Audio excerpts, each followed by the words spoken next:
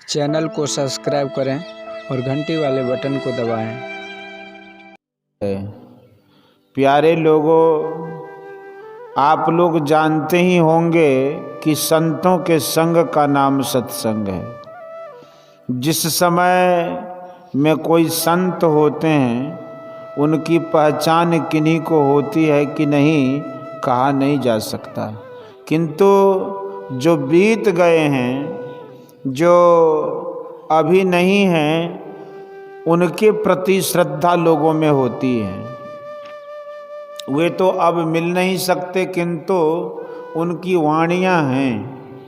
आजकल विद्वान लोग उनकी वाणियों को खोज खोज कर प्रकाशित करते हैं। हम लोगों के सत्संग में संतों की वाणी की मुख्यता है। हम लोगों की श्रद्धा ऐसी है कि संतों के वचनों को ही उनका दर्शन समझते हैं। चिट्ठी आधी मुलाकात है। संतों की वाणियाँ उनकी चिट्ठियाँ हैं। यदि संतों का पूरा दर्शन नहीं हो तो आधी मुलाकात ही क्या कम है। संतों की वाणी में असल बात ब्रह्म ज्ञान, ईश्वर दर्शन, आत्मज्ञान है। तीनों एक ही बात है। ईश्वर की प्राप्ति के यत्न और उनके स्वरूप को जानना चाहिए। उपनिषद में ईश्वर का प्रयोग ब्रह्म, आत्मा, परमात्मा कहकर किया गया है। आत्मा वह पदार्थ है जो अनादि अनंत है, उसी को परमात्मा कहते हैं। जैसे आकाश कहने से घटाकाश और महदाकाश दोनों का ज्ञान होता है, उसी तरह आत्मा कहने से परमात्मा और जीवात्मा दोनों का ज्ञान होता है। जो सर्वव्यापी, सर्वव्यापकता के परे है और जो पिंडस्थ है उनका भी ज्ञान होता है। जीवात्मा और परमात्मा का भेद करने में पिंडस्थ जो को जीवात्मा और सर्वव्यापक तथा सर्वव्यापकता के परे को परमात्मा कहते हैं। परमात्मा सर्वव्यापक है। उनके लिए कहा गया है कि वे मन से पकड़े नहीं जा सकते। मन जिनके सहारे है, मन की स्थिति नहीं रह सकती यदि उसके आधार परमात्मा न हो। मन जिनको ग्रहण नहीं कर सकता, जिनसे मन ग्रहण होता है, वे परमात्मा है। संसार में दो तरह के पदार्थ है, एक व्यक्त और दूसरा अव्यक्त। इंद्रियों से जो ग्रहण हो वह व्यक्त है, और जो इंद्रियों के ग्रहण होने में नहीं है वह अव्यक्त है।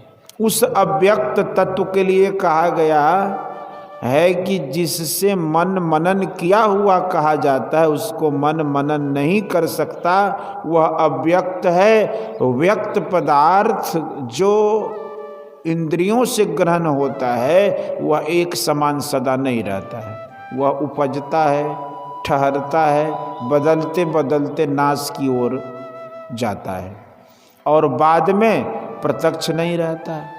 इनमें से कोई पदार्थ ऐसा नहीं जो उपजा नहीं हो और जिसका विनाश नहीं हो। जैसे ऐसे पदार्थ को कहा गया है क्षणभंगुर। उपनिषद में इसे माया कहा गया है। संत वाणियों में भी इसे माया कहा है। जो इंद्रियों के ज्ञान से परे है वह अव्यक्त है, निर्माया है। जो उपजा हो, कुछ काल रहे, फिर नाश की ओर जाए, वह नाशवान होगा। वह परमात्मा नहीं हो सकता। परमात्मा समय के पहले से है। समय और स्थान की मौजूदगी नहीं थी तब से परमात्मा है। जब माया नहीं थी तब से परमात्मा है, बल्कि माया परमात्मा से उत्पन्न हुई है। परमात्मा का ज्ञान है कि वे अभी उपजे नहीं। गुरु नानक देव के वचन में है कि अलख अपार अगम अगोचरी, नाते सुकाल न कर्मा, जात अजात अजोनि, संभव नाते स्वभाव न भरमा, साँचे सचियार बिटहु कुर्बानु, नाते स्वरूप वर्ण नहीं रखिया, साँचे शब्द निशानु। अलख आँख के ज्ञान से परे, दृष्टि के परे, जिनके स्वरूप की सीमा नहीं, इसलिए अपार जो किसी से पार होने योग्य नहीं है, उसको समाप्त नहीं किया जा सकता। उनके लिए समय नहीं, समय और पदार्थ में माया के सब पदार्थ अटते हैं। देश और काल से जो परे पदार्थ है वही परमात्मा है। सभी संतों की वाणी में ऐसा वर्णन है, परमात्मा कभी हुए हैं ऐसा नहीं, वे है ही हैं। परमात्मा के ज्ञान के लिए कबीर साहब ने कहा कि राम निरंजन न्यारा रे, अंजन सकल पसारा रे।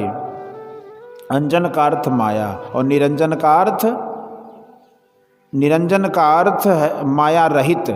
परमात्मा या राम माइक पदार्थ से परे है। जो कुछ आँख से देखते हैं यह पसार माया का पसार है।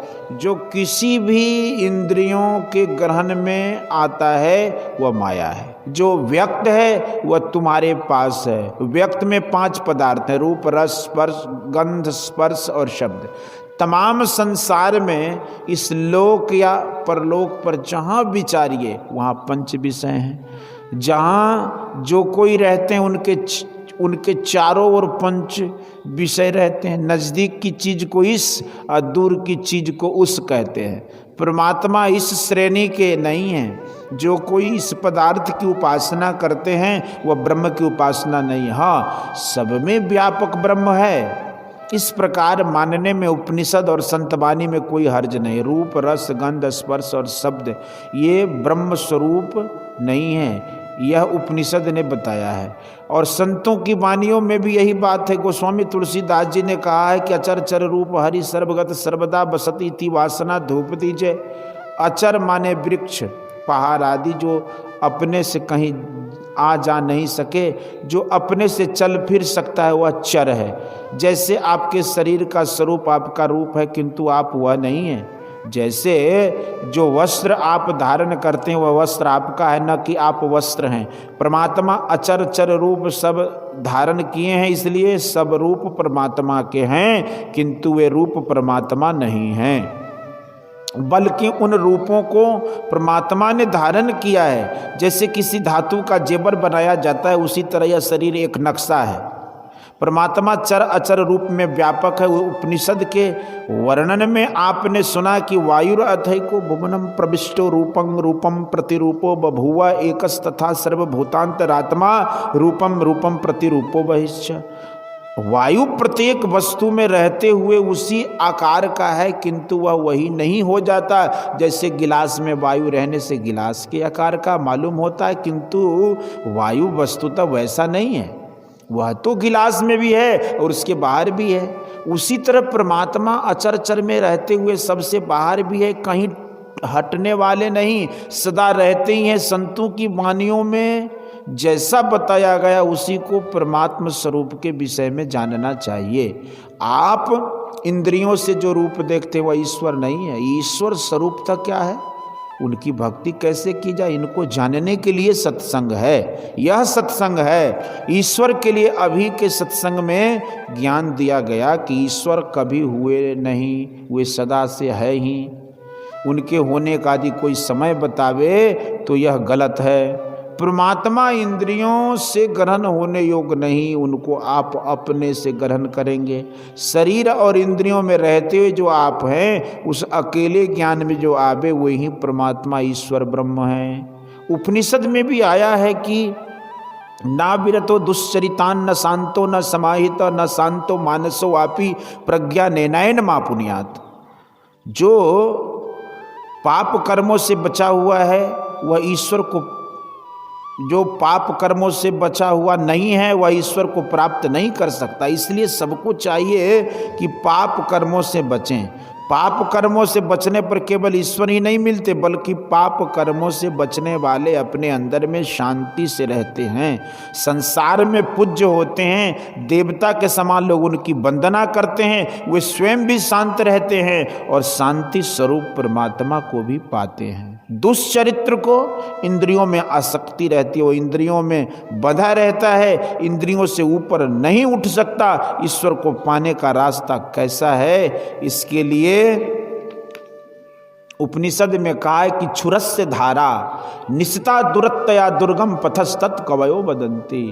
वह रास्ता छुरे की धार के समान दुर्गम है। यदि रास्ता दुर्गम है और तीक्ष्ण है तो उस पर चलने वाला कट नहीं सकता। उस रास्ते पर चेतन सहित मन चलेगा, किंतु संयम से रहो, पापों से बचो और संभल कर उस पर चलो। गुरु नानक देव जी ने कहा कि खनियों तीखी बालहुनी की एतु मार्ग जाना। कितना हूँ सूक्ष्म और तेज रास्ता हो तो मन और चेतन भी बहुत सूक्ष्म है, उस पर चलने से कटेगा नहीं। संयम से रहिए और उस सूक्ष्म मार्ग पर चलने के लिए जानिए। बोलिए श्री सतगुरु महाराज। यह प्रवचन कटिहार जिलांतर्गत ग्राम सोनौली में दिनांक 9/4/1955 ईस्वी को प्रातःकालीन सत्संग में हुआ था। बोलिए श्री सतगुरु महाराज।